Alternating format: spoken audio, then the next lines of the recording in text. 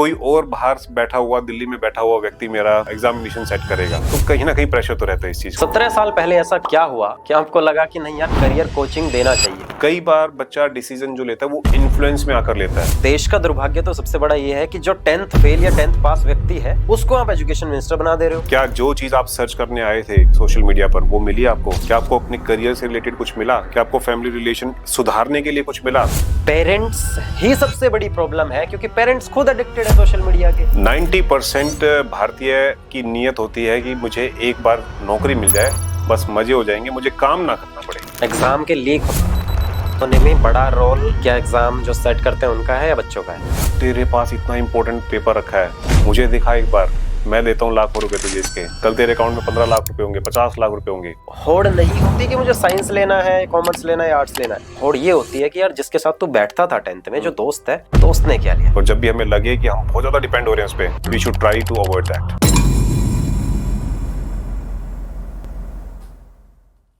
Hello दोस्तों, स्वागत है आपका अगेन हमारे पॉडकास्ट में। आज का ये पॉडकास्ट एजुकेशन के बारे में होने वाला है। आप सभी लोग जानते हैं कि बोर्ड एग्जाम बहुत नजदीक है, तो ये पॉडकास्ट पेरेंट्स के लिए और बच्चों के लिए, दोनों के लिए बहुत ज्यादा महत्वपूर्ण है। क्योंकि आज के इस पॉडकास्ट में हमारे साथ जो गेस्ट हैं वो एक करियर कोच है, एजुकेशनल ट्रेनर है, एजुकेशनल कोच है, जिन्होंने पिछले 17 सालों से बच्चों को गाइड किया है अपना सही करियर चुनने में, जिन्होंने पेरेंट्स को भी गाइड किया है कि अपने बच्चों के साथ किस तरीके से डील किया जाए। तो अगर आप भी बोर्ड एग्जाम देने वाले हैं या प्री बोर्ड दे रहे हैं तो ये पॉडकास्ट आपके लिए बहुत मायने रखता है। यहाँ से आप बहुत कुछ सीखेंगे अपने करियर के बारे में। तो चलिए स्वागत करते हैं डॉक्टर मोहित बंसल जी। कैसे हो डॉक्टर साहब? Thank you so much, Ashwini ji, for calling me on this show, and thank you so much for introducing me so beautifully. Thank you so much. तो बताइए सर, बच्चे आपका इंतजार कर रहे हैं कि प्री बोर्ड एग्जाम शुरू हो चुके हैं कई जगह, तो फिर बोर्ड एग्जाम आने वाले हैं जी।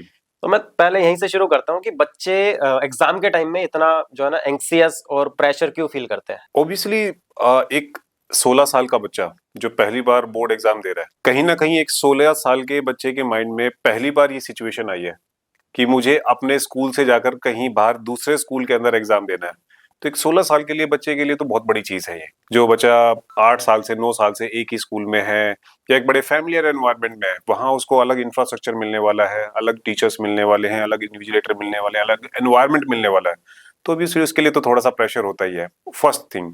दूसरा, कहीं ना कहीं देखो, बोर्ड एग्जाम बहुत कोई अलग चीज नहीं है। जैसे अपने स्कूल के एग्जाम दिए वैसे ही उसके लिए दूसरा एग्जाम है, बट इतना ही प्रेशर बहुत होता है कि मुझे दूसरे स्कूल में जाकर एग्जाम देने हैं, और पहली बार मेरा जो एग्जाम है वो मेरे खुद के टीचर सेट नहीं करेंगे, कोई और बाहर बैठा हुआ, दिल्ली में बैठा हुआ व्यक्ति मेरा एग्जामिनेशन सेट करेगा। तो कहीं ना कहीं प्रेशर तो रहता है इस चीज। तो क्या हमारा एजुकेशन सिस्टम ऐसे नहीं कर सकता कि बच्चों को इसका थोड़ा सा ना पहले से ही आइडिया उसका रफली हो जाए, 8-9 से शुरू करा देना चाहिए कुछ ऐसा, so that you know we can prepare a student?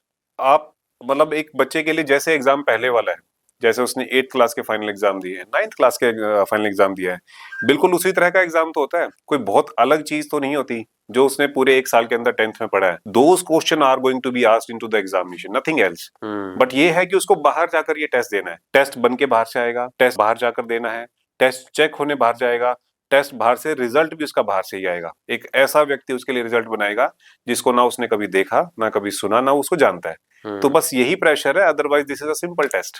अगर बच्चे को ये समझाया जाए, इस तरीके से समझाया जाए, जैसे आपने अपनी 8th क्लास के टेस्ट दिए, 9th क्लास के टेस्ट दिए, this is going to the same test, बस डिफरेंस ये है कि आप अपने स्कूल में नहीं दोगे, इसको बाहर दोगे।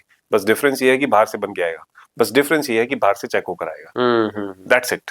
डॉक्टर साहब, 17 साल हजारों बच्चों को मेंटोर किया है जी, हजारों बच्चों को करियर के बारे में गाइडेंस दी है। बिल्कुल। 17 साल पहले ऐसा क्या हुआ कि आपको लगा कि नहीं यार करियर कोचिंग देना चाहिए? क्या आपको मिली थी? नहीं, बिल्कुल भी नहीं मिली थी। नहीं, क्या हुआ ऐसा? ऐसा क्या हुआ था, actually I just always be wanted to be a architect. मैं अपनी लाइफ में एक आर्किटेक्ट बनना चाहता था। मैं इंजीनियर कभी भी नहीं, by qualification I am engineer, I am doctor in engineering from electronics and communication. My research field is data security. Data security में मैंने काफी रिसर्च किया है, बट कभी भी मैं इंजीनियर नहीं बनना चाहता था, एजुकेशन फील्ड में डॉक्टर नहीं बनना चाहता था, मुझे हमेशा से एक आर्किटेक्ट बनना था। और मुझे फोर्सफुली साइंस सब्जेक्ट 12th में दिलाया गया, 11th 12th में कि आप साइंस लें, और फोर्सफुली मुझे, आज तो इसको हम JEE बोलते हैं, ज्वाइंट एंट्रेंस एग्जामिनेशन बोलते हैं, उस टाइम होता था AIEEE सुना। हाँ, तो AIEEE मुझे फोर्सफुली मेरे पेरेंट्स ने बोला था कि AIEEE का एग्जाम आपने फिल किया नहीं किया, फॉर्म फिल किया नहीं किया, एग्जाम देने कब जाना है, टेस्ट देने जाना है, आपका रैंक कितना कम से कम आना चाहिए। तो मेरी लाइफ में सब कुछ फोर्सफुली हुआ था। मेरा माइंड हमेशा कहता था कि एक स्टूडेंट के साथ कभी भी उसके माँ बाप के डिसीजन फोर्सफुली इंप्लीमेंट नहीं होने चाहिए। वो जो डिसीजन माँ बाप अपने थोप देते हैं, हमारे इंडियन एजुकेशन सिस्टम में, इंडियन फैमिलीज में माँ बाप अपने सपने, अपनी मर्जियां अपने बच्चों पर थोप देते हैं। वो इम्पोज करना बहुत गलत है। वो इम्पोज करना बहुत गलत है। तो हमेशा से मेरे माइंड में था, मैं कुछ भी करूं लाइफ में, मैं इंजीनियर बनूं, मैं डॉक्टर बनूं, मैं आर्किटेक्ट बनूं, मैं चार्टर्ड अकाउंटेंट बनूं, कुछ भी बनूं, किसी भी प्रोफेशन में होगा, लेकिन मैं ये हमेशा पेरेंट्स को समझाऊंगा कि अपनी मर्जियां, अपने डिसीजन, अपनी चाहते, अपने सपने अपने बच्चे पर थोपना मत। तो वही दिन है जब I entered into the education system in 2008। 2008 में मैंने अपनी पहली जॉब स्टार्ट करी इन टीचिंग एजुकेशन सिस्टम में with a college, and that time I started giving guidance and necessary information and insights to the parents and students. तब से start किया। So the next question is कि I want to know about the Indian education system and the foreign education system. What do you think, what is the great difference between these two? Practical implementation. You mean in foreign practical implementation of education is much better than Indian education system? Very much better. Okay, just brief me. Example के लिए मैं बताता हूँ आपको। जैसे थोड़े दिन पहले I met with Australian student, Okay. जो ऑस्ट्रेलिया से भी पढ़ाई कर रहा है, and he was in 10th class. Oh. He was in 10th class, and उससे मैंने पूछा कि अभी तक आपने अपने क्या क्या करिकुलम पढ़ लिया है, क्या क्या चीजें पढ़ ली हैं, क्या क्या सीख लिया है, क्या क्या आपको आता है। सो उससे बात करने के बाद मुझे पता चला कि 8th क्लास में ही हैड एन ऑप्शन कि आप लाइफ में जो करना चाहते हो उसको आइडेंटिफाई करो और उसके हिसाब से अपने सब्जेक्ट चूज करो। आपको वो सब कुछ नहीं पढ़ना जो आपके काम नहीं आने वाला। So मतलब कम उम्र में उनको ये पहले से बता दिया जा रहा है, समझाया जा रहा है कि भैया चूज अभी से कर लो। मतलब उनको वो डायरेक्शन दिखाई जा रही है कि आपको लाइफ में ये बनना है, आपको ये करने का मन है, तो इसके अकॉर्डिंग आप ये वाली सब्जेक्ट चूज करेंगे। अगर आपको लाइफ में ये करने का मन है तो ये सब्जेक्ट चूज करेंगे। ऑफ कोर्स जब प्रैक्टिकल इंप्लीमेंटेशन, जब इस तरह की सब्जेक्ट्स की चॉइसेस स्टूडेंट को मिल रही है तो उसमें प्रैक्टिकल इंप्लीमेंटेशन का पार्ट ज्यादा होने वाला है। फॉर एग्जाम्पल, एक स्टूडेंट ने बोला कि मेरे को हमेशा से कारपेंटर बनने का शौक था, उसी स्टूडेंट ने मुझे बताया। तो लिटरली उसके करिकुलम के अंदर कारपेंटरी से सब्जेक्ट इंट्रोड्यूस कर दिए गए 8th क्लास में ही। उसने कहा कि वहां पर जरूरी होता है क्योंकि कारपेंटर मिलना इजी नहीं होता, प्लम्बर मिलना इजी नहीं होता, वेल्डर मिलना इजी नहीं होता। ये चीजें वहां खुद ही सीखनी होती हैं, खुद इंप्लीमेंट करनी होती हैं। तो इस तरह के वोकेशनल स्किल रिलेटेड सब्जेक्ट्स और चॉइसेस उनके करिकुलम में 8th क्लास से आ जाती हैं। और वो हमने भी अभी अपनी 2020 में जो एजुकेशन पॉलिसी आई है उसमें ऐसी कुछ चीजें इंट्रोड्यूस तो हुई हैं, बट जो इम्प्लीमेंटेशन न्यू एजुकेशन पॉलिसी का होना चाहिए ग्राउंड रियलिटी पे, तो वो दैट इज स्टिल एब्सेंट। बिल्कुल। एक चीज होता है कि डिक्टेट कर देना, and the second thing is implementation. तो वो बिल्कुल जीरो है। मैं उस पे भी बात करूंगा अभी, आप हम उस पॉइंट पे भी आएंगे कि न्यू एजुकेशन पॉलिसी कहाँ मिसमैच कर रही है, कहाँ लैग कर रही है, कहाँ गैप्स हैं, हम उस पर भी बात करेंगे भी। मैं एक चीज रिकॉल कर रहा हूँ, आपने जैसे बोला ना कारपेंटर किसी को बनना है जी, तो when I was in my school days तो किसी ने मुझसे पूछा था कि भैया कारपेंटर क्या होता है, तो मुझे ये लगता था उस टाइम पे जो कार को पेंट करता है वो कारपेंटर होता है। पहले किसी भी बच्चे के माइंड में सबसे पहला जो परसेप्शन आता है इस वर्ड के बाद वो यही आता है। चलिए, so what do you think कि ये जो आपने कहा है कि प्रैक्टिकल इम्प्लीमेंटेशन नॉलेज का नहीं है, एजुकेशन का नहीं है हमारे सिस्टम में, तो व्हाट डू यू थिंक जो ये सिस्टम बनाने वाले लोग हैं क्या इनको ये चीज पता नहीं होती है, ये चाहती ही है कि देश ऐसे ही चले? नियत की कमी है। मैं एग्जांपल के लिए बताता हूँ आपको इसका। 2 साल पहले का एक वाक्य है जी, एक इंसिडेंट है। My nephew was in 7th class. Okay, वो 7th क्लास में पढ़ रहा था, and he also belongs to greater Noida, and he is a brilliant student. वो हमेशा से क्लास में टॉप किया है उसने, and he is studying from the one of the reputed school in India. India के सबसे रेप्यूटेड किसी एक स्कूल में से पढ़ रहा है, मैं नाम नहीं लूंगा स्कूल का। एंड वो सोनीपत मेरे पास आया और बोला, चाचू ये मोटर कैसे चलती है, मुझे समझ में ही नहीं आता कि हम सिर्फ बटन प्रेस करते हैं और बटन प्रेस करने के बाद हमारा जितना भी टैंक का वाटर है वो सारा ऊपर अपलिफ्ट हो जाता है, मुझे समझ में नहीं आता। I was literally surprised. मैंने उससे पूछा कि बेटा you are the brilliant student, topper हो, कभी समझने की कोशिश नहीं की? कहते चाचू मैंने बहुत बार टीचर से पूछा बट मुझे समझ में नहीं आया ना, उनकी तरफ से जो आंसर मिलने चाहिए थे वो आंसर मिले। फिर मैंने पूछा बेटा आपने इलेक्ट्रोमैग्नेटिक इंडक्शन पढ़ा है अभी रिसेंटली पढ़ा होगा आपने 7th क्लास में। ही सेड चाचू मुझे अच्छे से डेफिनेशन आती है, फॉर्मूला आता है, बट उसका मोटर से क्या लेना देना है। आई वाज लिटरली सरप्राइज कि जो सबसे बेसिक प्रिंसिपल है किसी भी मोटर के पीछे उसको वो ही नहीं समझ में आ रहा कि how this is connected with the running of a motor. फिर मैंने उसको क्या किया, मैं उसको मार्केट लेके गया अपने साथ, उसको मैंने एक छोटी सी साइंस की किट दिलाई and it was not more than 150 rupees, सिर्फ 150 रुपए की एक किट। वो किट मैंने उसको दिलाई और आधे घंटे के अंदर मेरी खुद की डॉटर और मैंने अपने नेफ्यू दोनों को साथ में बिठाया। My daughter was in 5th class and my nephew was in 7th class. दोनों को साथ में बिठाया और वो प्रिंसिपल इलेक्ट्रोमैग्नेटिक का उस प्रैक्टिकल से समझाया, उस किट से समझाया। उन्होंने उनको जब पता चला कि कैसे वोल्टेज अप्लाई करते हैं, कैसे करंट डेवलप होता है, कैसे सोलेनोइड वोल्ट के अंदर जब हम आयरन की रोड रखेंगे तो उसमें से उसको इलेक्ट्रोमैग्नेटिक फील्ड जनरेट होगी और वो मैग्नेट में कन्वर्ट हो जाएगा और that magnet actually rotate in that magnetic field.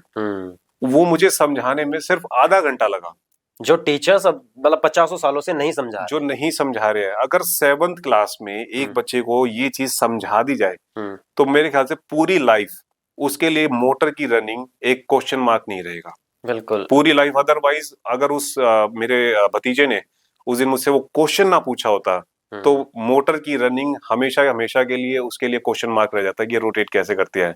और करोड़ों लोगों के माइंड में आज भी वो क्वेश्चन ही होगा जो पढ़े लिखे के साथ, बिल्कुल है, जो पढ़े लिखे आज भी क्वेश्चन होगा कि मोटर चलती कैसे है। There are lot many things apart from motor, बहुत सारी चीजें हैं। मैं एग्जांपल के लिए बता रहा हूँ। हाँ, मैं आपकी इस बात से कनेक्ट कर पा रहा हूँ। ये बच्चों के लिए काम आने वाली चीजें हैं कि जब हम बच्चों को फिजिक्स, केमिस्ट्री, बायोलॉजी या ये ना सब्जेक्ट के जब नाम लेते हैं तो बच्चा इनसे डर जाता है। जो हमारा इंडियन एजुकेशन का जो बच्चा है, रीजन बीइंग कि जो उनके सामने टीचर्स है ना पढ़ाने वाले, वो sorry to say but I don't think so they are that much qualified कि उनको उस तरीके से चीजें आती हैं समझाना।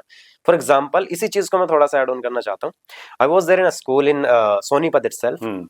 तो वहां पे एक टीचर थी जो मतलब सरकारी स्कूल की टीचर, वो बच्चों को पढ़ा रही थी कि महात्मा गांधी ने सफाई के बारे में क्या बताया। और हकीकत ये थी कि उस स्कूल में इतने जाले लगे हुए थे, इतनी गंदगी वहां पे थी। मेरे दिमाग में एक विचार आया कि अगर ये टीचर इन्हीं बच्चों से सफाई करवा दे और तब समझाए कि उन्होंने बताया तो ये था, लेकिन हमारी सरकार या जो भी सिस्टम में लोग बैठे हुए हैं वो इस तरीके से चीजें को इम्प्लीमेंट नहीं कर रहे कि मुझे आपको ऐसे समझाना पड़ रहा है। वहां से दो चीजें समझ में आई। एक तो बच्चों को थ्योरेटिकल ये बताया जा रहा है कि गांधी जी ने सफाई अभियान के बारे में क्या बताया, जबकि आसान सी चीज ये है कि करवा करके उनको प्रैक्टिकल नॉलेज दी जा सकती थी और वो एक कितना बड़ा थीम जो गांधी जी का था वो लोगों के दिमाग में, बच्चों के दिमाग में सदा के लिए बैठाया जाता। तो ये सबसे बड़ी प्रॉब्लम है हमारे माइंड में, हमारी सोसाइटी के अंदर। टीचर्स इम्प्लीमेंटेशन से बहुत दूर है। और ये मैं आपको एक चीज बता रहा हूँ, ये टियर 2 के नहीं है, टियर 1 के जो स्कूल्स हैं, जो बड़े बड़े स्कूल्स हैं, रेप्यूटेड स्कूल्स हैं, वहां पर भी ये प्रॉब्लम है।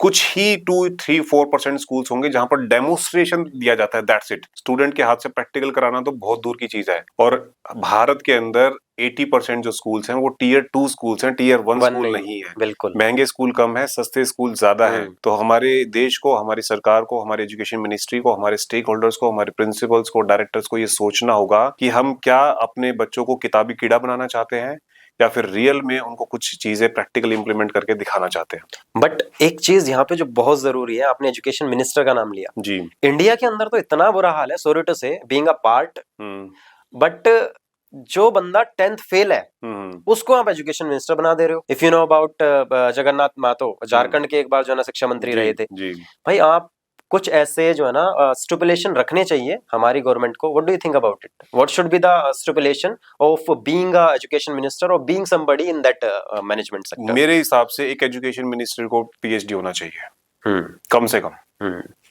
क्योंकि जो एजुकेशन मिनिस्टर्स बड़ी बड़ी यूनिवर्सिटीज के नॉर्म्स डिसाइड कर रहे हैं, यूजीसी के नॉर्म्स डिसाइड कर रहे हैं, बड़ी बड़ी गवर्निंग बॉडीज के नॉर्म्स डिसाइड कर रहे हैं, उनकी पॉलिसीज बना रहे हैं, वो बंदा खुद क्यों ना पढ़ा लिखा हो। और जब वो पीएचडी करता है, जब वो पर्टिकुलर किसी फील्ड में रिसर्च करता है, मैं तो कहता हूँ पॉलिसी मेकिंग पर उसको रिसर्च करनी चाहिए कि किसी भी देश की, किसी भी विभाग की, किसी भी डिपार्टमेंट की जब पॉलिसी डिजाइन हो रही है तो उस पॉलिसी को डिजाइन करते हुए कौन कौन से पैरामीटर देखने चाहिए।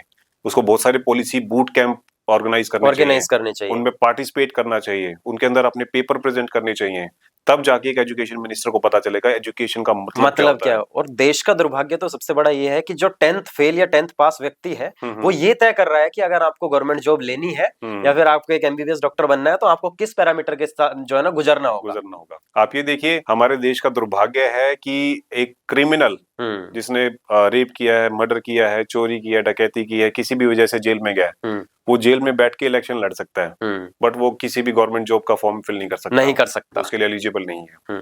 तो ये हमारी पॉलिटिक्स के, हमारे देश के दुर्भाग्य हैं, जिनको बदलने के लिए हमारी सरकार अभी रिफॉर्म्स कर रही है। रिफॉर्म सरकार कभी करेगी नहीं डॉक्टर साहब, जैसा मुझे लगता है ना, सरकार की जो नीतियां होती हैं वो सरकार में जितने भी लोग होते हैं ना, अब जैसे बॉलीवुड में एक नेपोटिज्म शब्द चलता है ना, ये सबसे ज्यादा तो चलता है हमारे यहाँ सरकारों में। जिस घर में एक मंत्री हो गया ना, उसको ये समझो कि उसकी 50 पीढ़ियां भी हो जाएंगी ना, उनका वो पैसा, वो राजनीतिक जो दबाव है ना, वो खत्म नहीं होगा, वो बढ़ता ही जाएगा। और वो सब अपना घर भरने के लिए काम करते हैं, देश के लिए घंटा कोई काम नहीं करता है। बिल्कुल। आई डोंट थिंक सो कि ऐसा करते हैं। So let's come back to the education. बच्चों के लिए जो जरूरी है वो बातें करते हैं। जो एजुकेशन सिस्टम में कॉन्ट्राडिक्शन है एजुकेशन की डिलीवरी के लिए, ठीक है, ये बातें हमें समझ में आती हैं कि government is responsible and the system is responsible, but what do you think about the parents, कि क्या पेरेंट्स भी कहीं ना कहीं रिस्पॉन्सिबल है बच्चों का जो आज फेलियर का रेशो है उसके लिए? देखो, पेरेंट्स का रोल मैं कहता हूँ कि बाद में आता है, पहले आता है हमारे सिस्टम का रोल। एक एग्जांपल के लिए मैं आपको बताता हूँ, जैसे मैं न्यू एजुकेशन पॉलिसी की बात कर रहा था। न्यू एजुकेशन पॉलिसी प्रमोट करती है कि मैं एग्जांपल के लिए बताता हूँ, जैसे अब हायर एजुकेशन के अंदर एक बहुत बड़ा रिफॉर्म आया है कि अगर कोई स्टूडेंट 1 साल के बाद अपनी कॉलेज लाइफ छोड़ना चाहता है, वो आगे पढ़ाई नहीं करना चाहता किसी भी रीजन की वजह से, तो उसका जो 1 साल है, that would not be counted as a waste year, that will be counted as a year with diploma. Yes, 1 साल की एग्जिट उसने ले लिया, डिप्लोमा उसका काउंट हो जाएगा कि ही और she has completed a diploma in the sector, right. If he और she has quit the education with in 2 years, 2 साल पूरा करके उसने अगर एजुकेशन छोड़ी है, so that will be counted as a certification. 3 साल का किया है तो मिनिमम डिग्री, 4 साल किया है तो डिग्री विद ऑनर्स।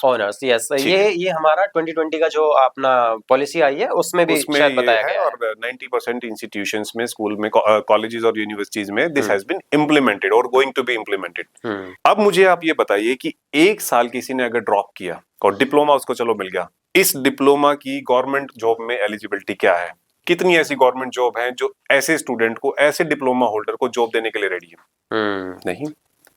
कितनी ऐसी गवर्नमेंट रिक्रूटमेंट एजेंसीज हैं, कितने ऐसे विभाग हैं जो 2 साल के सर्टिफिकेट होल्डर को जॉब दे देंगे? नहीं देंगे। उनके बेसिस पर वैकेंसीज आती है। So this is a contradiction. NEP ने एक तरफ से अपना काम तो कर दिया कि यहाँ से भागो, बट वहां तो पुल है ही नहीं उतरने के लिए। अगर वहां उतरेगा तो सीधा गिर जाएगा।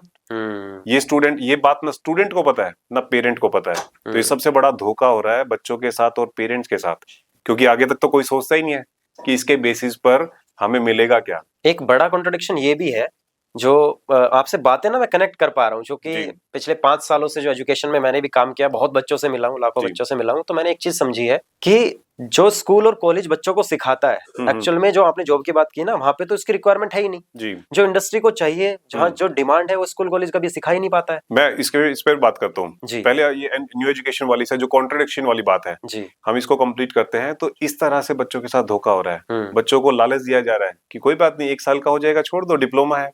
वो 2 साल धक्के खाएगा और तीसरे साल उसको पता चलेगा he is not eligible for applying in private sector nor in the government sector. इसके अलावा एक चीज और मैं आपको बताता हूँ, न्यू एजुकेशन पॉलिसी ने इतनी ज्यादा फ्लेक्सिबिलिटी दे दी है स्टूडेंट को कि उसने 1 साल कंप्लीट किया, अगर उसने सपोज करो first year he has completed with BBA, उसने 1 साल बीबीए कंप्लीट किया और समहाउ ही और she was not interested in continuing with BBA, उसका इंटरेस्ट है मुझे कुछ और करना है, अब मेरा मन चंचल हो गया, मुझे कुछ और करना है। Suppose he continued with second year BCA, उसको लगा कंप्यूटर करना है, तो मैं सेकंड ईयर कंप्यूटर में एडमिशन ले लेता हूँ, 1 साल बीबीए का और 1 साल बीसीए का और 1 साल सपोज थर्ड ईयर में भी उसका मन दोबारा से चंचल हो गया, बीएससी कर ली मैंने। मतलब गाड़ी में एक पहिया 16 इंच का है, एक 18 का है, एक और 20 का है, और फिर सोच रहे हैं कि यार गाड़ी स्मूथ क्यों नहीं चल रही है, उस गाड़ी का तो एक्सीडेंट होगा ना। और ये बच्चा होता है जो बाद में जाके सरकार को गाली देता है कि मुझे नौकरी नहीं मिली, मुझे इनकम नहीं मिल रही है। तो सरकार को गाली देना तो ठीक है, क्योंकि ये बनाई जो पॉलिसी है, ये बनाई तो इन्हीं लोगों ने है ना भाई साहब। काम तो खुद ही गाली करने खाने वाले करते हैं ना काम। और फिर गाली देते हैं फिर इन लोगों को। फिर ये मैं कहता हूँ कि आप इम्प्लीमेंटेशन करने में थोड़ी सी देर और लगा लो, बट उसका सोल्यूशन भी निकाल के रखो ना। एक और एग्जांपल के साथ आपको ये बात बताता हूँ। आजकल आपने सुना होगा कि स्पेशलाइजेशन का बहुत दौर चल रहा है। बीबीए के अंदर हॉस्पिटैलिटी भी आ गया, बीबी के अंदर आईटी भी आ गया, बीबी के अंदर इंटरनेशनल बिजनेस भी आ गया। आपने देखा होगा बीटेक के साथ हमारे artificial intelligence, machine learning, cloud computing, big data, data analytics, ये सब ब्रांचेस आती जा रही है। मैं इनके ऊपर बहुत सारे क्वेश्चन मेरे दिमाग में है, आई विल अच्छा। आस्क यू, क्योंकि मुझे ठीक है। एक आज सही व्यक्ति मिले हैं बात करने के लिए एजुकेशन के बारे में। Thank you. हाँ। तो अब ये बताइए, इतनी ज्यादा स्पेशलाइजेशन जो हमारे निकल रही हैं, इनके बेसिस पर गवर्नमेंट जॉब्स हैं क्या? आप एक भी नहीं देखेंगे। जितनी भी कंप्यूटर साइंस की वैकेंसीज निकलती हैं, वहां पर सिंपल सिंपल लिखा होता है B Tech in computer science engineering, that's it. एक स्टूडेंट वहां पर B Tech computer science engineering plus AIML की डिग्री लेकर जाता है, दैट इज नॉट एलिजिबल। उस पर कांटा लग जाता है। अब सोच के देखिए कि लाखों बच्चे हर साल AIML, data science, machine learning की करते जा डिग्री रहे लेकर हैं। निकल रहे हैं। क्या वो किस गवर्नमेंट जॉब के लिए एलिजिबल होंगे? जो बच्चा को, जिस बच्चे का सपना था कि मुझे गवर्नमेंट जॉब चाहिए, उस बच्चे का सपना टूट गया, नहीं टूट गया? बिल्कुल बिल्कुल। क्योंकि वहां पर जो सिलेक्शन क्राइटेरिया चेक कर रहा है, जो बाबूजी वहां बैठे हैं, वो बाबूजी तो लकीर के फकीर हैं। उनको तो ये पता है कि अगर बीटेक कंप्यूटर साइंस लिखा है तो यही लिखा होना चाहिए, इसके अलावा एक अक्षर भी लिखा मिल गया तो मुझे उसकी एप्लीकेशन रिजेक्ट कर देनी है। सिर्फ एक अक्षर की वजह से सामने वाले बच्चे का फ्यूचर बर्बाद हो सकता है। तो जिन लोगों ने न्यू एजुकेशन पॉलिसी ड्राफ्ट की है, जिस कमेटी ने किया है, I request that committee just to look into the government recruitment agencies और डिपार्टमेंट में जाकर देखिए, और जो रिफॉर्म्स आपने किए हैं उन रिफॉर्म्स को अलाइन कीजिए उन जॉब्स के साथ, ताकि स्टूडेंट के साथ, पेरेंट के साथ कभी भी विश्वासघात ना हो। लेकिन एक चीज जो मुझे इस पॉलिसी को पढ़ करके समझ में आई, पॉलिसी मेकर्स का ये कहना है कि लाइक ओनली 1% है इंडिया के अंदर जो गवर्नमेंट जॉब्स है, 99% लोगों का क्या। तो उस वजह को, बड़ी वजह को ध्यान में रखते हुए, और जो सेल्फ एम्प्लॉयमेंट है या फिर बिजनेसेस हैं, स्टार्टअप्स हैं, कुछ अपना कहते हैं ना अपने हाथ का काम करने वाला, उन चीजों को ध्यान में रखते हुए उन्होंने कुछ पॉलिसी में चेंज किया कि अगर आप उधर नहीं जा सकते तो हमने आपको ऑप्शंस दे दिए, बट उन ऑप्शंस में भी फंसा के रख दिया है। देखिए, जैसा आपने बताया, मुझे ये चीज क्लियर नहीं थी, ये चीज क्लैरिटी है नहीं। हाँ, लोगों को भी नहीं है। मैं ये मानता हूं कि गवर्नमेंट का सबसे पहले जो दायित्व बनता है, उसकी रिस्पॉन्सिबिलिटी बनती है, कम से कम अपने डिपार्टमेंट्स के अंदर चेंजेस करे। प्राइवेट सेक्टर की एलिजिबिलिटी क्राइटेरिया, उनका रिक्रूटमेंट का प्रोसेस, उनकी एलिजिबिलिटी जॉब्स की, job description, they will decide. Private sector तो अपने आप कर ही लेगा ना। बिल्कुल। बट आपकी रिस्पॉन्सिबिलिटी है कि देश के मैक्सिमम ग्रेजुएट्स को आप गवर्नमेंट जॉब दे सके। कम से कम उसका एलिजिबिलिटी क्राइटेरिया तो इंप्रूव करें, उसको अलाइन तो करें अपनी एजुकेशन सिस्टम के साथ। अगर वो अलाइन ही नहीं है, आप पहले अपने घर में तो सफाई करें, तभी तो दूसरे के घर के आप बोलेंगे ना कि आपका घर साफ क्यों नहीं रहता है, आपके यहाँ गंदगी क्यों है। ये चीज। और दूसरी बात आपने की एंटरप्रेन्योरशिप की।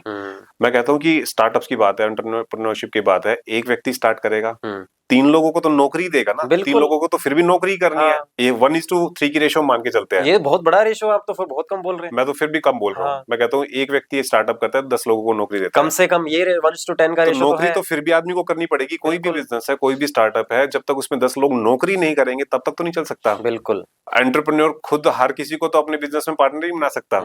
अल्टीमेटली उसको जॉब तो देनी पड़ेगी। बेसिक चीजें हैं यार, एक सीटीओ होगा, एक सीएफओ होगा, एक सीईओ होगा, डायरेक्टर हो गए, 2-3 एम्प्लॉय तो रखने पड़ेंगे। बिल्कुल। और वो एम्प्लॉय का जो एलिजिबिलिटी क्राइटेरिया, उसका जो एजुकेशन बैकग्राउंड है, वो आपने इतना वीक कर दिया कि उसने 1 साल किसी और चीज की पढ़ाई की है, दूसरे साल किसी और चीज की, और तीसरे साल किसी और चीज की। आता ही नहीं है, इसका कुछ आता ही नहीं है। ना वो ए का रहा, ना वो बी का रहा, ना वो सी का रहा। एक प्रॉब्लम जो मैंने कॉर्पोरेट सेक्टर में देखी है, बहुत लोगों के इंटरव्यूज लिए, बहुत बड़ी बड़ी कंपनीज के साथ काम किया जिनका करोड़ों रुपए का टर्नओवर है जी।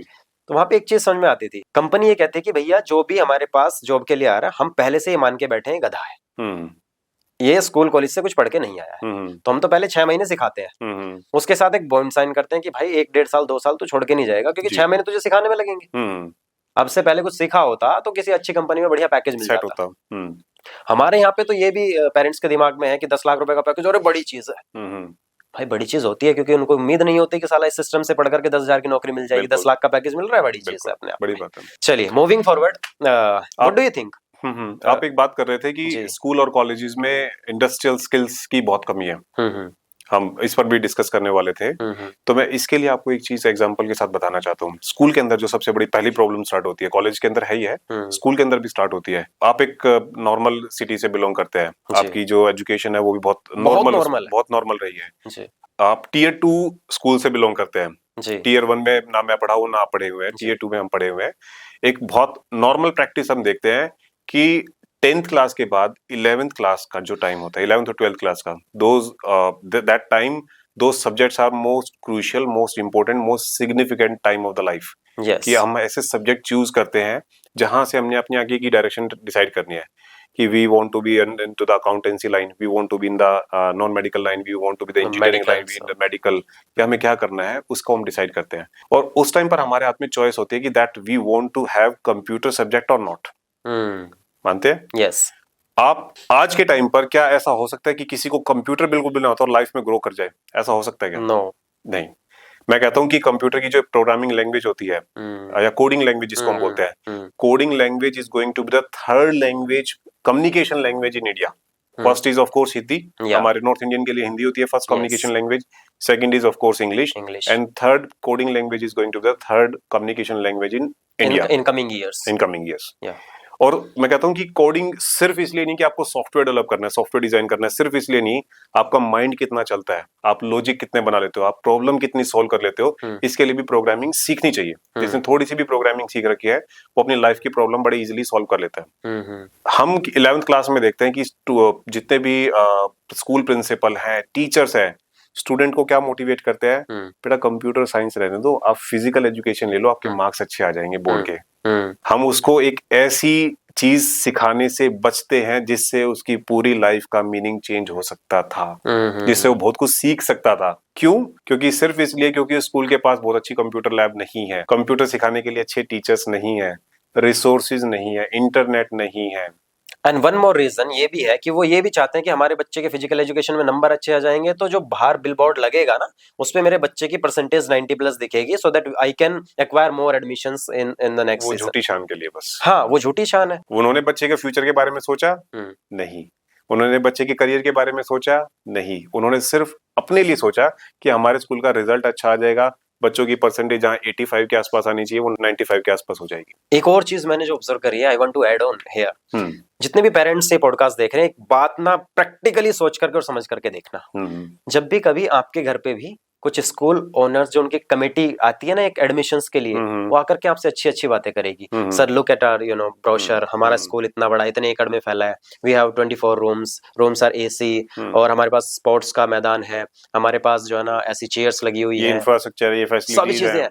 None of them will talk about the education कि हम एजुकेशन कैसे दे रहे हैं। पेरेंट्स के लिए ये जरूरी है कि उनसे ये पूछा जाए, भैया ये सब चीजें तो छोड़ो, एक पेड़ के नीचे बैठा करके पढ़ा दो, पर पढ़ा दो। इंपॉर्टेंट ये है कि पढ़ाना क्या है। आज का जो टाइम है ना दिखावे का हो गया, पेरेंट्स को भी दिखावा पसंद आ रहा है, बच्चे को भी दिखावा पसंद है, और दिखाने वाले को भी यही समझ में आ रहा है कि जो चीज देखना चाहता है वो दिखाओ, जो चीज कोई नहीं देखना चाहता, जो डार्क रियलिटी है उस पर कोई नहीं जाना चाहता। मैं हमेशा पेरेंट्स को ये समझाता हूँ कि स्कूल के अंदर पढ़ाई कैसी है, सिखा क्या रहे हैं, आपका बच्चा सीख के क्या आएगा पर डे, उस पर प्लीज ध्यान लगाओ। आप ये जो चकाचौंध है, शोशाबाजी है, चमक धमक है, इसको प्लीज छोड़ दो। Top shower is always bad, I think. Yes, perfection is important. Perfection is important. So आपका जो एक्सपीरियंस है, बेस्ड ऑन योर एक्सपीरियंस, मैं आपसे इस पॉडकास्ट का सबसे बड़ा और सबसे जरूरी सवाल पूछने वाला हूँ। बिल्कुल। सवाल ये है, व्हाट डू यू थिंक कि ये एजुकेशन सिस्टम बच्चों के लिए है या बच्चे एजुकेशन सिस्टम के लिए है या पेरेंट्स के लिए है? नहीं, of course education system is for the students. इस देश के लिए है, इस देश के भविष्य के लिए है, and students are the future of this country. आज के जो बच्चे हैं वो कल के देश का भविष्य है। तो हमारे देश का भविष्य कैसे निरंतर सुधरता रहे, कैसे अच्छी डायरेक्शन में जाता है। देखो, कोई भी देश अगर विकसित बनता है, किसी भी देश का विकास होता है, तो उस देश के नागरिक से होता है। अगर मैं कहता हूं कि अगर मेरा फ्यूचर अच्छा नहीं चल रहा, अगर मेरे जैसे करोड़ों बच्चों का, करोड़ों स्टूडेंट्स का, करोड़ों इंसान का अगर करियर अच्छा नहीं है, फ्यूचर अच्छा नहीं है, तो ऑफ कोर्स देश का भी फ्यूचर अच्छा नहीं होगा। हम कहते हैं 2047 तक भारत विकसित देश होगा। विकसित देश तभी होगा ना जब यहाँ की पर कैपिटा इनकम अच्छी होगी, यहाँ का हैप्पीनेस इंडेक्स अच्छा होगा, यहाँ के लोग खुश होंगे, यहाँ के लोग सेटिस्फाइड होंगे, यहाँ के लोगों का करियर अच्छा होगा, उनको ये चिंता नहीं होगी कितने करोड़ों लोग ऐसे हैं जो भूखे पेट सो जाते हैं रात को। जब वो दिन आएगा कि यहाँ के बच्चे, यहाँ के बूढ़े, यहाँ के सिटीजन्स, जिनको ये टेंशन नहीं है कि मुझे रात को खाना मिलेगा या नहीं मिलेगा, जिस दिन ये दिन आएगा उस दिन हम कह सकेंगे देश का भविष्य सुधर रहा है, देश सुधर रहा है, देश आगे बढ़ रहा है। तो obviously that can happen only with part of education. वो एजुकेशन से ही हो सकता है, एजुकेशन के अलावा और कोई चीज ही नहीं है ऐसी जो देश के भविष्य को सुधार सके। एजुकेशन है जो माइंड बदलती है बच्चे का, जो उसके अंदर सुधार लाती है, जो उसके अंदर सोचने का प्रोसेस चेंज करती है। आपने देखा होगा कि रूरल एरियाज में लड़ाई झगड़े ज्यादा होते हैं, शहरों के अंदर ये प्रॉब्लम कम है। वो रीजन यही है एजुकेशन। वो लोग पढ़े लिखे नहीं है तो आज भी लड़ाई झगड़ा करते हैं, खून खराबा करते हैं, चोरी करते हैं।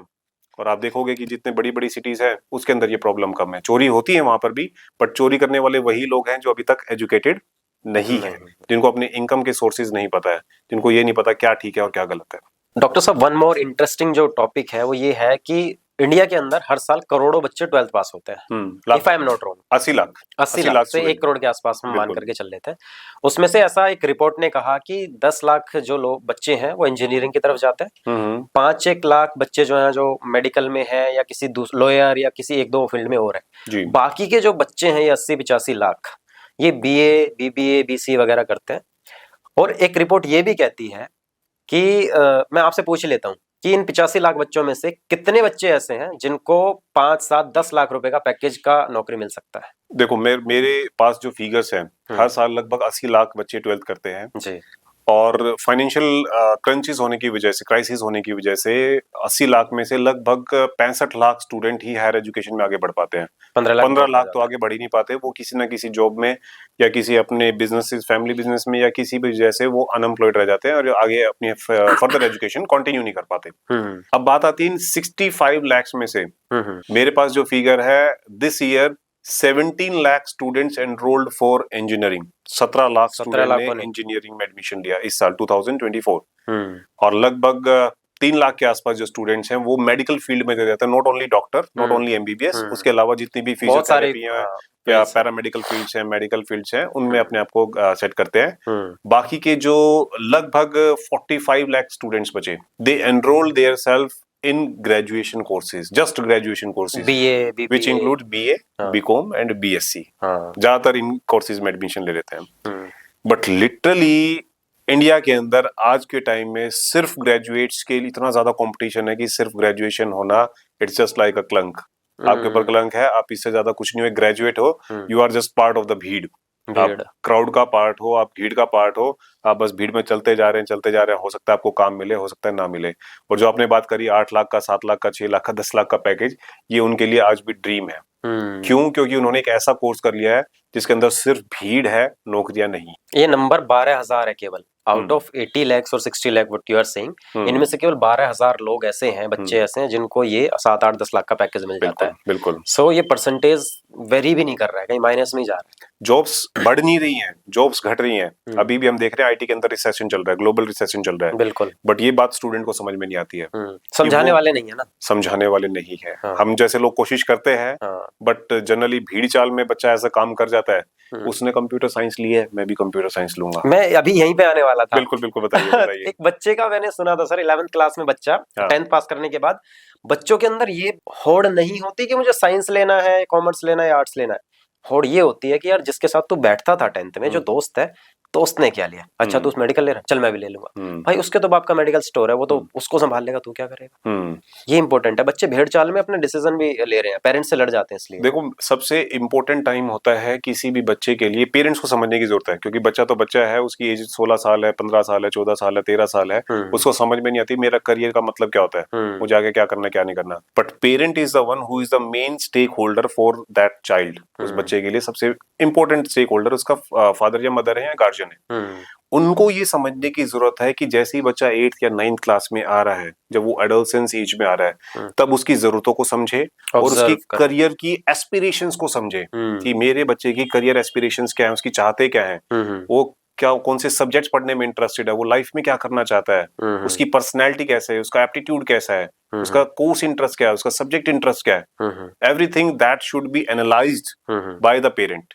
और पेरेंट के पास अगर इतनी समझ नहीं है तो हमारे जैसे काउंसलर्स हैं मार्केट में, जिनको वो इजीली अप्रोच कर सकते हैं। नेट पे ढूंढे तो बहुत कुछ मिल जाएगा।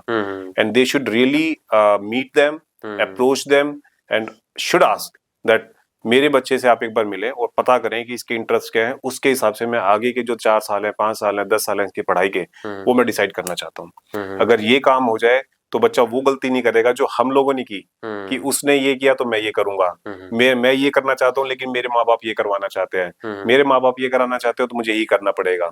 तो जो गलतियां पहले हुई है, जो विश्वासघात बच्चों के करियर के साथ हुए हैं, जो खिलवाड़ बच्चों के करियर के साथ हुए हैं, वो खिलवाड़ होने बंद हो जाएंगे, इंटेंशनली और अनइंटेंशनली।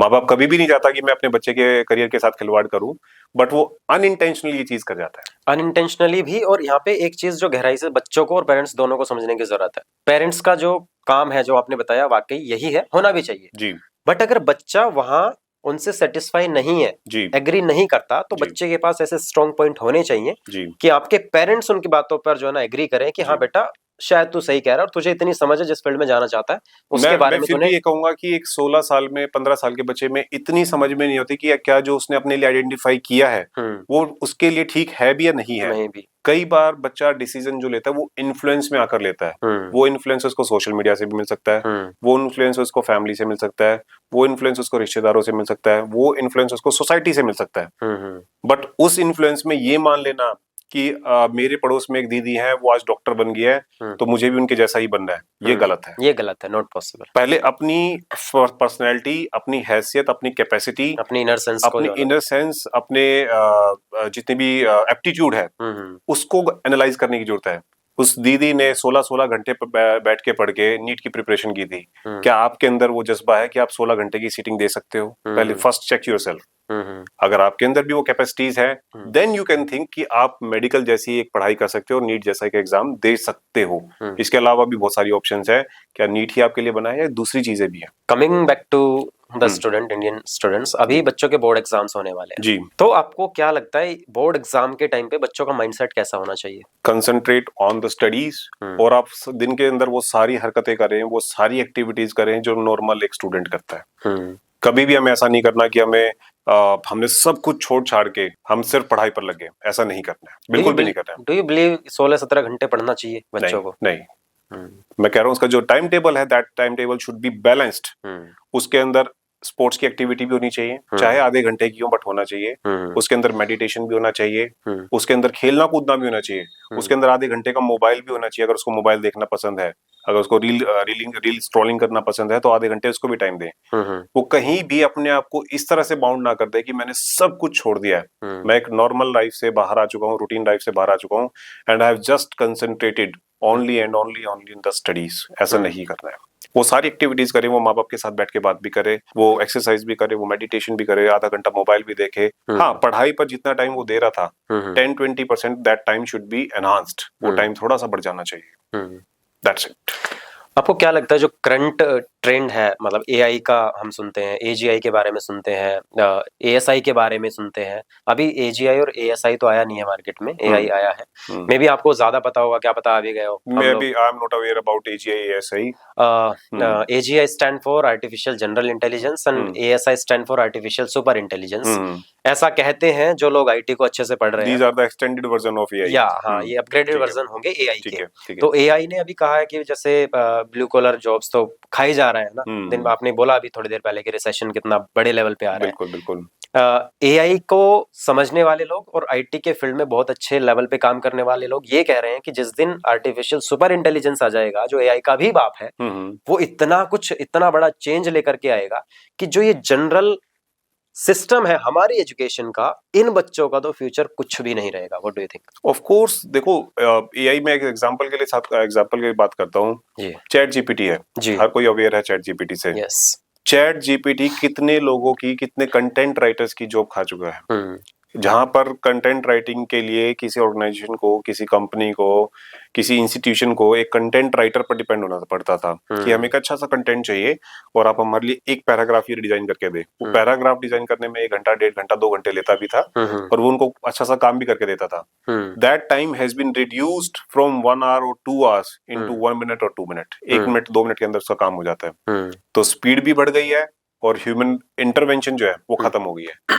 और ये तो एक एग्जांपल है एक ऑर्गेनाइजेशन का। अदरवाइज ऐसी कितनी सारी ऑर्गेनाइजेशन थी जहां पर 10-10 कंटेंट राइटर जो राइटिंग पर ही डिपेंड करते थे, जिनका राइटिंग का काम इतना ज्यादा था, वेबसाइट डेवलपमेंट का काम था, वो सारा का सारा जो टेक ओवर है वो एआई ने कर लिया। कहीं पे तो मैंने सुना भी है कि जिससे ना बॉलीवुड में स्क्रिप्ट राइटर्स की बहुत डिमांड होती थी, तो किसी ने कहा कि अभी अगर आप चैट जीपीटी पे, और इसके कुछ और भी वर्जन्स हैं, Copilot is one of them, तो अगर उसमें जाकर के आप ये टाइप कर रहे हो कि एक्टर जो भी आपको पसंद है, चलो आज के टाइम में जो भी चल रहे हैं उन्हीं में से किसी को कंसिडर करके चलें, तो उसके साथ किसी भी एक्टर्स का नाम जोड़ करके कि एक रोमांटिक सीन हमारे लिए जो है ना डिजाइन करो, तो प्रॉपर जो है ना डिजाइन होकर के स्क्रिप्ट विद इन 20 सेकंड्स आपके सामने। It is very much common and it is very much simpler with AI. और सिर्फ राइटिंग के लिए नहीं है, आपको ग्राफिक डिजाइनिंग करानी है उसके लिए है, आपको वीडियोस बनवानी है उसके लिए है, आपके पास नरेटर नहीं है आपकी स्क्रिप्ट को बोलने के लिए, then you have artificial intelligence narrator जो पूरा नरेट करके आपकी स्क्रिप्ट को दे देंगे। बिल्कुल बिल्कुल। आपके पास, आपको लगता है आपको अच्छी वीडियो बनानी है बट बोलने के लिए आपके पास अच्छे सेंस नहीं है, तो आपके लिए एआई इंटेलिजेंस, जो आर्टिफिशियल इंटेलिजेंस है वो आपके लिए एक प्रॉम्प्टर भी लाकर खड़ी कर देगी, एक एंकर भी लाकर खड़ा कर देगी और उसको वॉइस भी दे देगी जीते जाते। आपको किसी भी इंसान की जरूरत नहीं है उसके लिए। एक चीज और मैंने कहीं पे सुना था कि जैसे एआई के आने से या चैट जीपीटी के आने से लोगों को लगता है कि अच्छा चेंज है सोसाइटल लेवल पे, यार अच्छी चीजें हो रही हैं कि हम टेक्नोलॉजी के लेवल पे आगे बढ़ रहे हैं। इसका नेगेटिव पॉइंट हमने देखा कि ये जॉब्स खा रहे हैं, लेकिन क्या एक और नेगेटिव पॉइंट ये नहीं है कि मान लो आपको या मुझे चैट जीपीटी ऑपरेट करना, सही से यूज करना आ गया है, तो मैंने अपने माइंड से तो काम करना बंद ही कर दिया है। Of course if there is a question जहां पे मुझे लॉजिकल अप्रोच रखना है कि मुझे थोड़ा लॉजिक से सोचना है, थोड़ा दिमाग को काम करवाना है, मैं नहीं करवा रहा हूँ ना। What I am doing is just going, we are making ourself dumb. हम अपने आप को बेवकूफी बना रहे हैं और कुछ भी नहीं कर रहे हैं। मैं एक एग्जांपल के लिए देता हूँ, चलो चैट जीपीटी के लिए तो हमें एक ऐप ऑन करना पड़ता है। आप कभी भी व्हाट्सएप पर टाइप करते हैं, पहले शुरू में क्या होता था, आज से 6-7 साल 8 साल पहले जब भी हम कुछ टाइप करते थे तो हम पूरी की पूरी स्पेलिंग खुद से सोचते थे और लिखते थे। अब आपके पास ऑटो प्रेडिक्शन मोड ऑन होता है और आपके पास वर्ड की प्रेडिक्शन पहले से आ जाती है। बड़ी कोई स्पेलिंग है जिसके अंदर 8-10 वर्ड्स 8-10 कैरेक्टर्स यूज होने हैं, तो ऑटोमेटिकली आप वेट करते हुए नीचे लिखा कब आएगा तभी हम उसको क्लिक कर देंगे। बिल्कुल, आई एग्री। बच्चों के पास ना हमने अपने आप को हैंडीकैप बना दिया है। बिल्कुल, हमने अपने हाथों में बैसाखियां पकड़ा दी हैं, व्हील चेयर पर आ चुके हैं कि जब तक वो हमें प्रेडिक्ट करके नहीं देगा, ऑटो प्रेडिक्ट करके नहीं देगा, तब तक हम आगे टाइप ही नहीं करेंगे। 2023 में एक रिपोर्ट आई थी कि जो बच्चों के जब एग्जाम कॉपी चेक होती है तो सबसे ज्यादा मिस्टेक ग्रामेटिकल नहीं मिल करके ये स्पेलिंग के एरर्स बहुत ज्यादा मिले थे। ये परफेक्ट एग्जांपल आपने दिया है। मतलब हमारे बच्चे भी इससे इफेक्टेड हो रहे हैं और हम खुद भी इफेक्टेड हो रहे हैं। So we should always try not to rely too much on artificial intelligence. बहुत ज्यादा हम उस पर विश्वास ना करें, बहुत ज्यादा रिलाई ना करें। अपनी मेहनत पर, अपने दिमाग पर, अपनी बुद्धि पर, अपनी विजडम पर ही विश्वास रखें। और जब भी हमें लगे कि हम बहुत ज्यादा डिपेंड हो रहे हैं उस पर, we should try to avoid that. मैंने एक चीज अपने स्कूल लाइफ में ऑब्जर्व की थी कि जब हम स्कूल में थे, way back in, I completed my 12th in 2013। Okay 2010-12 से पहले का जो टाइम था, तो करियर कोचेस का नाम सुनना या फिर काउंसलर का नाम सुनना एक बड़ी चीज उस टाइम पे थी। ऐसे अनकॉमन था उस टाइम पे। हाँ, बहुत अनकॉमन था और कोई आकर के गाइड करने वाला भी नहीं था। और we were not too much into the social media, हमें पता ही नहीं था, होता ही नहीं था उस टाइम पर। उस टाइम पे था ही नहीं। 2012-13 में फर्स्ट टाइम आई थिंक ये इंट्रोड्यूस हुआ इंस्टाग्राम एंड व्हाट्सएप। 2008 में ऑरकुट एक वेबसाइट आई थी, सोशल मीडिया वेबसाइट आई थी। तब 2008 या 9 की बात है, तब ये आई थी। तब उस टाइम पर सोशल मीडिया का चलन स्टार्ट हुआ था। और वो चलन भी इसलिए स्टार्ट हुआ था कि जो लोग दूर बैठे हैं, जिनसे हम कनेक्ट नहीं कर पाते, जानते तो उनको लेकिन 2 साल से 5 साल से कभी मिल नहीं पाए, तो उनकी फोटोज देख लें या उनकी वीडियोस देख लें तो अच्छा लगता है कि हाँ मेरा फ्रेंड, मेरे रिलेटिव, मेरे रिश्तेदार ये सब कर रहे हैं, और देखकर अच्छा लगता था। हम उनको विश कर देते थे और मिलकर थोड़ा सा अच्छा लगता था। आजकल के बच्चों को सोशल मीडिया का जो ट्रैप है, इससे बाहर निकालने के लिए हम क्या कर सकते हैं, वी एज अ कम्युनिटी और वी एज दे सीनियर्स, कि कैसे उनको सोशल मीडिया के ट्रैप से बाहर निकाला जा सकता है? इसमें सबसे इंपॉर्टेंट रोल पेरेंट्स और गार्जियन का है। लाइक अपने साथ जितना से ज्यादा टाइम हो सकता है वो बच्चों को दें, क्योंकि बच्चों को सिखाने वाले, बच्चों को बिगाड़ने वाले, बच्चों को अच्छा बनाने वाले पेरेंट्स ही हैं। पेरेंट्स के अलावा कोई नहीं है। ये चीज सबसे पहले घर से शुरू होती है। हाँ, बिल्कुल बिल्कुल बिल्कुल। अगर घर से हमें वो माहौल मिले, देखो बच्चे के पास 2 ऑप्शन है, या तो माँ बाप या सोशल मीडिया, या तो फैमिली या मोबाइल फोन, राइट? तो इस ऑप्शन में से किस ऑप्शन को ज्यादा लुक्रेटिव बनाना है, उसको ज्यादा आरामदायक बनाना है, ज्यादा पसंदीदा बनाना है, ये काम तो पेरेंट्स कर सकते हैं। मैं और आप बैठ के इस पॉडकास्ट पे कोई नहीं कर सकता। बट एक और बड़ी प्रॉब्लम है जो ना शायद आपने एड्रेस की, ना ज्यादातर लोग एड्रेस करते हैं जी। पेरेंट्स ही सबसे बड़ी प्रॉब्लम है, क्योंकि पेरेंट्स खुद एडिक्टेड है सोशल मीडिया के। मैं उसी पॉइंट पर आ रहा हूँ। हाँ, उसी पॉइंट पर। अगर बच्चे को समय देना है, हाँ, तो आपको अपना समय भी निकालना पड़ेगा। 90% फैमिलीज में क्या होता है, पेरेंट्स खुद मोबाइल पे लगे हुए हैं और बच्चे को, बेटा फोन क्यों रख रहे हो आप, रखो इसको, फोन क्यों यूज कर रहे हो। This kind of problem is there, वो आपको खुद फोन यूज करते हुए देख रहा है, तो कैसे वो अपने आप को रेस्ट्रिक्ट कर सकता है? और 90% बच्चे जवाब दे देते हैं, पापा आप खुद तो यूज कर रहे हो, मामा आप खुद तो यूज कर रहे हो, मुझे क्यों मना कर रहे हो, मुझे भी यूज बिल्कुल। करने दो। एक बहुत बड़े एजुकेशनिस्ट ने एक बात कही थी कि बच्चों को सिखाने का सबसे सही तरीका है परोक्ष तरीका, यानी बच्चा देख करके सीखता है। बिल्कुल देख कर सीखता है। आपके आसपास जो भी आप उसके जो एक्टिविटीज हो रही हैं या वो कर रहे हो, तो बच्चा उन्हीं को देख करके सीखेगा। पेरेंट्स आजकल जो है ना, बच्चों को थोड़ा सा मतलब उनसे हटने के लिए, खुद को रिलैक्स देने के लिए उनके हाथ में मोबाइल दे देते हैं। कुछ बच्चे तो मैंने ऐसे देखे हैं सर, इतने एडिक्टिव हैं, इतना एडिक्शन उनको मोबाइल का है कि वो एक बाइट भी नहीं खा सकते without putting screen in their. इसका कसूरवार कौन है? क्या उसका माँ बाप नहीं है? बिल्कुल। अब मैं इसका सोल्यूशन आपको बताता हूँ। जी। जनरली मैं सोल्यूशन पे बात करता हूँ, प्रॉब्लम पे प्रॉब्लम पे नहीं। कम बात करता हूँ। हाँ। इसका सोल्यूशन ये हो सकता है कि आज से ही अपने घर में एक रूल बनाए, एक प्रोटोकॉल बनाए। देखो, हर कोई भी एक नॉर्मल इंडियन फैमिली है, वो लगभग 10 साढ़े 10 बजे के बाद they going to the go to the bed. Yes. एक फैमिली 10 साढ़े 10 11 बजे के आसपास होती है नॉर्मल सिटीज में। तो आप 1 से 1.5 घंटे का टाइम, 9 से 9 बजे तक हर कोई फादर अपने घर पर आ जाता है जनरली रूटीन में। 9 से लेकर साढ़े 10 बजे तक, 11 बजे तक का टाइम, 1.5 घंटे का, 2 घंटे का अपना टाइम जो है उसको बनाए नो मोबाइल जोन। आप जिस रूम में आप बैठे हैं वहां पर सिर्फ आप हो, आपकी फैमिली हो, आपके बच्चे हो, आपके आपस की बातें हो, आपके आसपास की डिस्कशन हो, हंसी हो, मजाक हो, कोई भी इंस्ट्रूमेंट ना हो। ना वहां पर आप टीवी रखें, ना वहां मोबाइल फोन रखें, ना और किसी तरह कोई गैजेट रखें। Just keep those instrument out of that room और उसको रख दें नो मोबाइल जोन। आप एक लिटरली किसी को भी आप सलाह देकर देखना, मैंने हजारों पेरेंट्स को सलाह दी है, and really they have implemented this practice and they found it very useful. मुझे आकर बोलते भी हैं पेरेंट्स कि सर आपके कहने के बाद हमने ये प्रैक्टिस 1 महीने के लिए की and we are noticing very positive results in our wards. हमें खुद के अंदर भी अच्छा चेंज लग रहा है, हमारी फैमिली के अंदर बॉन्डिंग बढ़ रही है। मेरा बच्चा पहले मुझसे बात डिस्कस नहीं करता था, अपनी प्रॉब्लम डिस्कस नहीं करता था, अब कर रहा है। अब वो करने लगा है। उसकी और मेरी अटैचमेंट आपस में बढ़ी है, बॉन्डिंग बढ़ी है, रिलेशनशिप इंप्रूव हुआ है। और लिटरली 1 घंटा आपको पता भी नहीं चलेगा कि कब आपने उस बीमारी को बाहर रख दिया और आपने अपनी जो परिवार की क्षमताएं हैं, कैपेसिटीज हैं, प्यार है, वो बढ़ाया है। एक और चीज आप अगर एड्रेस करना चाहे जी, सोशल मीडिया में जो कंटेंट है जिसका कंजप्शन इंडिया के अंदर 80 to 85% देखा जाता है, that is vulgarity, nudity and ऐसी चीजें जिनको देखने से दिमाग ही खराब होता है। जी, जो हमारे और आप जैसे लोग हैं जो बैठ करके इंटेलेक्चुअल बातें कर रहे हैं, जी, जो चाहते हैं कि ये लोग देखें, ऐसी बातों को सुने और उनकी लाइफ में इम्प्लीमेंट करें। जी, इसका जो कंज्यूमर है, इसकी कंजप्शन अराउंड 10 और 15% है। जी, और उसमें भी ये देखा गया है 10-15% के कंजप्शन में भी जो रेशियो है, वॉच टाइम है, that is around 5-6-7 seconds maximum. इससे ज्यादा नहीं होता। हाँ। सो इसके बारे में मतलब हम लोग और क्या कर सकते हैं, क्या करें, इससे ज्यादा अच्छी बातें क्या कर सकते हैं हम? नहीं, हमारी बातों का जो लेवल है वो ठीक है, स्टूडेंट को अपना माइंड चेंज करना होगा। देखो, लाइफ में एक एज आती है ऐसी जब स्टूडेंट ये समझता है कि मेरे लिए अच्छा क्या है, बुरा क्या है, किस चीज को देखकर मैं अच्छा कर पाऊंगा या अच्छा सीख पाऊंगा। तो एक स्टूडेंट जब कभी भी इस तरह का लो क्वालिटी वल्गर कंटेंट देख रहा है, तो मेरी रिक्वेस्ट है उस स्टूडेंट से उस टाइम पर सिर्फ ये एनालाइज करे कि कंटेंट जो आप जिस कंटेंट को देखने में आपने 10 मिनट, 15 मिनट, 20 मिनट लगाए और अपना इंपॉर्टेंट टाइम खर्च किया, अपना माइंड खर्च किया, क्या उसके बदले में आपको मिला? क्या सिर्फ एंटरटेनमेंट के अलावा क्या जो चीज आप सर्च करने आए थे सोशल मीडिया पर वो मिली आपको? क्या आपको अपने करियर से रिलेटेड कुछ मिला? क्या आपको फैमिली रिलेशन सुधारने के लिए कुछ मिला? क्या वहां पर कुछ अच्छी बात सुनने को मिली? All that you have got in these 10-15 minutes is a negative content. आपको इससे आपकी लाइफ में, करियर में, फ्यूचर में, ग्रोथ में कोई भी सपोर्ट नहीं मिलने वाला इस कंटेंट से। अगर एक बार स्टूडेंट ये सोच ले तो हो सकता है कि अगली बार उस कंटेंट को बंद करके किसी ऐसे कंटेंट की तरफ आए जो आपकी लाइफ को आगे बढ़ा सकता है। गुड।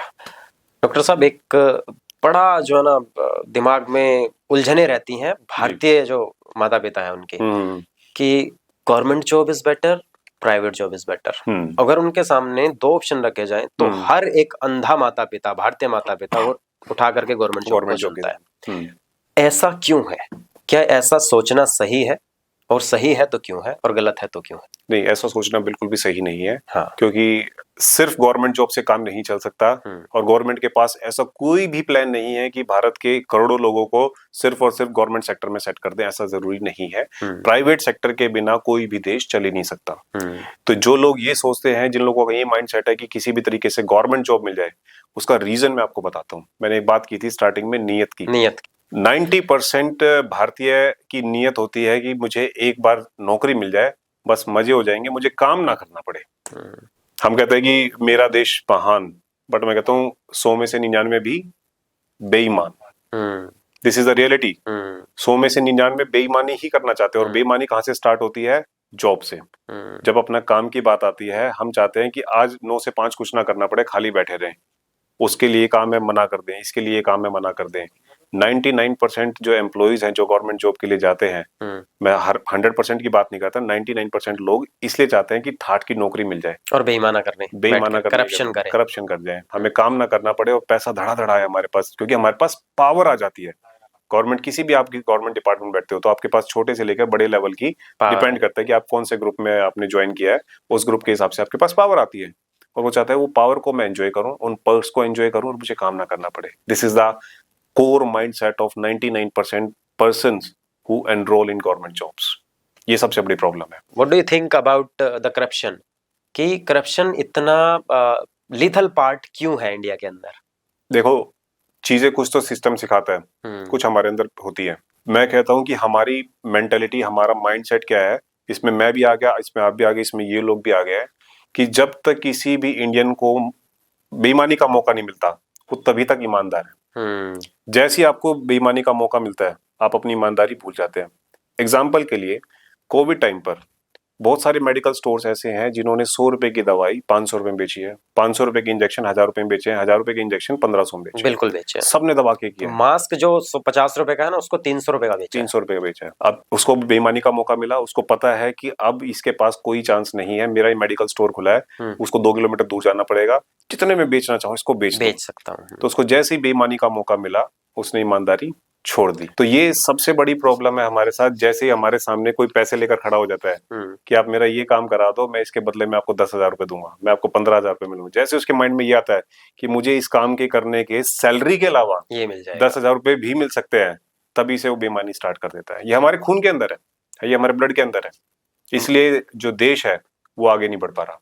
मैंने तो किसी पुलिस वाले को एक कहते हुए सुना था कि वो पुलिस वाला ही नहीं है अगर वो सैलरी का इस्तेमाल करता है। बिल्कुल, उसको तो जो पैसा है, सैलरी के अलावा जो इनकम होती है, उसको वो कंसिडर करता है इनकम है, बाकी जो सैलरी है वो तो सेविंग है। This is the hard fact. तो करप्शन को आपको क्या लगता है, ये मतलब ऊपर से नीचे की तरफ आता है, नीचे से ऊपर की तरफ जाता है? ऊपर से नीचे और नीचे से ऊपर दोनों ही है। बहुत सारे डिपार्टमेंट ऐसे हैं जहाँ पहले से ही चीजें सेट हैं कि ज्वाइंट कमिश्नर के पास इतने करोड़ रुपए जाने हैं, कमिश्नर के पास इतने जाने हैं, ज्वाइंट सेक्रेटरी के पास इतने जाने हैं, ऑफिसर रैंक पर इतने जाने हैं, और नीचे जो क्लरिकल लेवल है वहां पर इतने इतने जाने हैं। कई बार ये चीजें स्टार्ट होती है नीचे से, छोटे लेवल पर। अगर नीचे से स्टार्ट होती है तो छोटे लेवल पर होती है और एक ऑफिस के अंदर ही खत्म हो जाती है।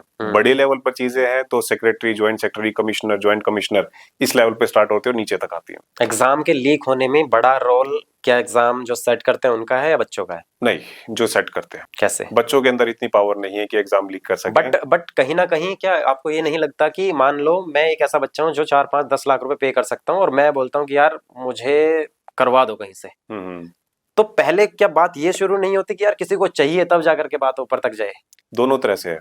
जो लोग पेपर सेट करते हैं या जिन लोगों के हाथ में पावर है, जिनके पास रिजर्वेशन है कि हाँ मेरे पास आज ये पेपर रखा है, तो हो सकता है कि बड़े लेवल पर ना होता हो, बट एक मीडियम लेवल पर चीजें स्टार्ट हो जाती हैं कि मेरे पास इतनी बड़ी इंपॉर्टेंट चीज रखी है जिसमें कल करोड़ों बच्चे, लाखों बच्चे एग्जाम देने वाले हैं, क्या मैं इसका कुछ बेनिफिट नहीं ले सकता? बात वही आती है कि जब तक उसको बेईमानी का मौका नहीं मिलता तब तक वो ईमानदार है। उसके माइंड में आने लग जाती है कहीं ना कहीं से चीजें। अगर उसके माइंड में नहीं आए तो दो लोग उसको आकर बताएंगे, यार तेरे पास इतना इंपॉर्टेंट पेपर रखा है, मुझे दिखा एक बार, मैं देता हूँ लाखों रुपए तुझे इसके, मैं दिलवाता हूँ, कल तेरे अकाउंट में 15 लाख रुपए होंगे, 50 लाख रुपए होंगे। This kind of situation generally happens with the employees और वो बह जाते हैं इस चीज में। एक आखिरी सवाल सर जी, हमारा देश आज अराउंड 3.3 या 3.4, मेरे नंबर इधर उधर हो सकते हैं, कि ट्रिलियन की इकोनॉमी है, and as compare to US they are around 31-32 trillion in economy, हमसे 10 गुना ज्यादा। आने वाले 5-10 सालों में हम अपने देश को कहाँ देखते हैं? देखो, गवर्नमेंट तो कहती है, ऑफिशियल्स तो कहते हैं, बड़े बड़े जो आईपीएस ऑफिसर है, आईएएस ऑफिसर, एडमिनिस्ट्रेटर हैं, वो तो कहते हैं आने वाले 4 साल में 2028 तक will be having a economy of $5 trillion, $6 trillion, इस तरह से बोलते हैं, और 2047 तक will be amongst the top 3 economies in the world. But मुझे लगता है कि जब तक देश का एक नागरिक विकसित नहीं है, जैसे जो बेसिक प्रॉब्लम है, खाने की प्रॉब्लम, सबसे बेसिक प्रॉब्लम है कि रात को भरपेट खाकर वो सो जाए। जिस दिन ये टेंशन खत्म हो जाएगी उस दिन भारत एक्चुअल में विकसित हो जाएगा। जिस दिन ये टेंशन खत्म हो जाएगी कि मेरे पास रहने के लिए एक छत है ठीक ठाक सी, उस दिन भारत विकसित हो जाएगा। जिस दिन ये टेंशन खत्म हो जाएगी मेरे बच्चों के लिए मुझे बहुत ज्यादा सोचने की जरूरत नहीं है, ठीक ठाक से सेटल हो जाएंगे, उस दिन भारत विकसित हो जाएगा। हम 20-25 सालों से यही पढ़ते और पढ़ाते आ रहे हैं कि हम भारत को जो है ना एक विकसित देश बनाने की तरफ अग्रसर हो चुके हैं। क्या इतना बेवकूफ हम भी नहीं है, आप भी नहीं है, जनता भी नहीं है, ठीक है, कि 2047 आज ही नहीं आने वाला। Still 22-23 years behind the lines. 23 सालों में पता नहीं क्या होगा, 25 सालों से यही होता आ रहा है, आने वाले 23 सालों में क्या हो जाएगा, ये नंबर कितना भी बढ़ सकता है। आपने दो चीजों की बात की, हैप्पीनेस इंडेक्स और जो है ना हंगर का इंडेक्स। मुझे तो ये भी नहीं लगता कि आई एम नॉट श्योर कि हम टॉप 30s टॉप 40s में भी फिट होते हैं कहीं कंट्रीज में, नहीं होते हैं। हाँ, तो ये तो एक बहुत बड़ी रेस है जी। तो इसके लिए बात वही है, गवर्नमेंट को सबसे पहले बेसिक चीजों पर ध्यान देना चाहिए। देखो प्रॉब्लम्स भी है, जो ज्योग्राफिकल कंडीशन इंडिया की है, जो पॉपुलेशन कंडीशन इंडिया की है, रिसोर्सेज जितने हमारे पास हैं, वो रिसोर्सेज बहुत कम है as compare to the population. हमारे देश का विकसित ना होने पाने का सबसे बड़ा जो रीजन है, one is population and second is mindset. जो हमारा माइंडसेट है कि बेईमानी करने का जैसे ही मौका मिलता है हम बेईमानी जरूर करते हैं, क्योंकि हमारे ब्लड के अंदर है। हम कितना भी कह लें कि हम महान देश हैं, हम बहुत बड़े देश हैं, हम राष्ट्रभक्त हैं, हम देशभक्त हैं, बट नहीं, जैसे ही देश के साथ गद्दारी करने का किसी को भी मौका मिलता है, ये क्या है, आपने जो 200 रुपए 550 रुपए का मास्क 300 रुपए में बेच दिया, ये देश के साथ गद्दारी है, देश के लोगों के साथ गद्दारी है। आप कहते हैं कि हम देशभक्त है, हम राष्ट्रभक्त है। तो डॉक्टर साहब, जैसा आपने बोला ना कि भाई ये करप्शन तो पार्ट हो गया कहीं ना लोगों के दिमाग में ही बैठा हुआ है कि वो जो मौका मिलता है कि चोरी करने का या बेईमानी करने का कर लेते हैं जी। लेकिन इसको हम कितना भी सुधारने की कोशिश कर ले, मुझे नहीं लगता कि इसको सुधारा जा सकता है। रीजन क्या है कि मुझे ना अभी यूपीएससी एस्पायरेंट से बात करने का मौका मिला जो करीब 7-8 सालों से ये काम कर रहा है जी। तो मैंने उनको बोला कि यार इतनी मेहनत करते हो, 5-5 साल 6 साल 10-10 साल लग जाते हैं एक आईएएस बनने के लिए जी। और कोई आईएएस अगर जाकर के वही बातें करे कि नहीं मैं तो देशभक्त हूं, मैं करप्शन का हिस्सा नहीं बनूंगा, ना आपको करने दूंगा, तो उन्होंने कहा कि ऐसा हो ही नहीं सकता जी। क्योंकि देश की जो सरकार है उसको फिर आईएएस आईपीएस रहने ही नहीं देगी जी। उसको सीधा बोलेंगे आप यहाँ के लिए नहीं हो, आप जाकर के जो है ना सेक्रेटरीट में बैठ जाओ, जाकर के आप सचिवालय के लायक हो, वहां बैठो जाकर के, आपको काम करना आता ही नहीं है। क्योंकि ये कुछ पहले से तय होता है कि कुछ इतने करोड़ आए, मैं वो नंबर नहीं बोलना चाह रहा हूँ, इतने करोड़ रुपए इस पर्टिकुलर जिले से चाहिए ही चाहिए सरकार को। तो कहां से हम लोग सुधरेंगे जब पहले से सिस्टम में ही यही सब कुछ फिक्स है? वही है, सिस्टम बनाने वाले लोग कौन है? पॉलिटिशियंस हैं, ब्यूरोक्रेट्स हैं, सिविल सर्विस ऑफिसर्स हैं।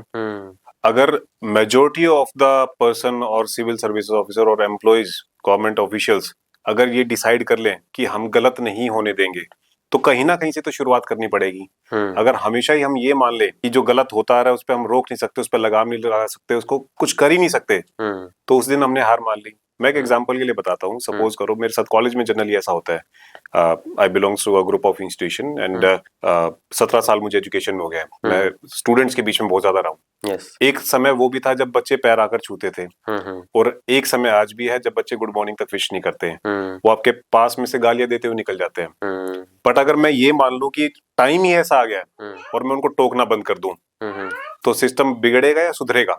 आप बताइए।